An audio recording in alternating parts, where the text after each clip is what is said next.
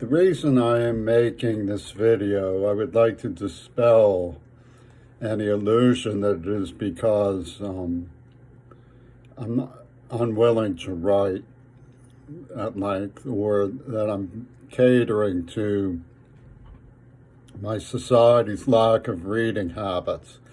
The truth is that I am in carpal tunnel splints and great pain from my fingers are trembling from long decades of writing and writing and writing at great length, doing research articles and graphic displays, which are in my blogs, attempt to advise my peers. You might ask, why would I do all this without pay?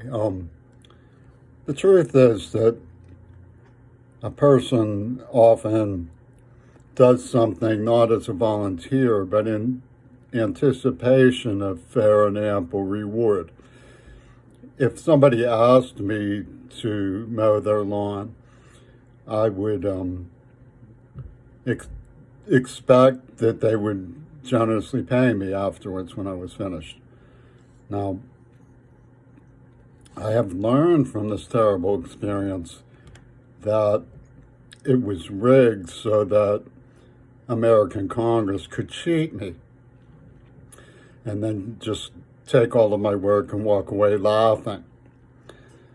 It must have been Maxine Hong Kingston who spoke of writing as necessary to her as breathing, who contributed to the idea of inundating somebody with lies so that in order to just survive, they had to write and write and write and write. So they became a slave of lies. There's a film that terrifies me called Susie the Scent-Down Girl, in which an apple, which is a symbol of the Beatles, is used to seduce a girl, and after they do it to her, she thinks he loves her, and it's a laugh to him, and after they do it enough times, they end up just shooting her. They're done with her, right? She's a beautiful girl who was sent into the country on a program that the government then forgot they had even initiated. So if the people who read me, who take cognizance of me, who I've worked with in the past and so forth, decide that they don't want to be bothered rewarding me or compensating me, they just want to steal from me, let it be a warning to the world that these are people who will use you and use you and use you and then dispose of you. Now, the Coward Fripp had it rigged. There's a picture of a woman named Gail on the cover of one of its records. It's survival level profit. If you work enough, but you still haven't worked enough. It's the way they put it at Fridays for abused deaf people. You may get the mercy of survive or poison in the mouth instead of AIDS or something like that. And they rigged it to make it seem like, even though there's evidence of hot wiring through the whole project, they hotwired my head. They hotwired cars in the studio system they used to kidnap me. Nothing matters less to the government. So, I want to talk to you about some issues that,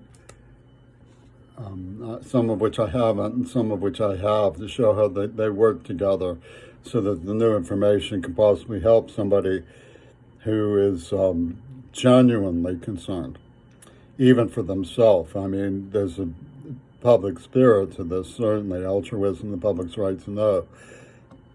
If there wasn't some reward on its own terms, it's hard to imagine anyone working this hard for this long without pay. And that reward on its own terms is saving somebody's psyche from the terrible crime that was committed in the Hot Wiring Act by the Beatles. Now, people loved Lennon. He said he believed in peace, but he married a martial warrior in Japanese traditional society is martial contempt for people like John Lennon. So you may imagine that she's different, but she's not. She's the epitome of it. So if you look at Gail, the representative of the Coward Fripp and this martial society that the Beatles mongered through hot wiring act of making it appear that his Houdini stunt. Her name was Gail, Gay Illness, Carolyn Burst, and Christmas Caroling Bombs Burst, and Homophone for Christian Armageddonism. You may say, well, that's just chance, but she wrote, just because you're paranoid doesn't mean they're not out to get you, you see. She was working with somebody, as the Coward Fripp was, who was a psychiatric warden from Attica State Prison, who was in the Jewish real estate lobby, gobbling up Pittsburgh while stealing from the museums. And even though there's this evidence that they stole from the museums, Schulman was caught. You can't get anybody to draw the analogy. They're stealing from Matt Crary's trust in the University of Pittsburgh. My father was senior faculty there. They lied to get me arrested. There's a whole song and dance surrounding these monsters that they say that the AI in Gail Burston's name is Amnesty International. The queers were mongering from Warhol that survival level profiting dictates non-resistance, even when they slash or murder. So when they slash or murder, that's non-violence, because it's after a penny of the right of people without AIDS to coexist.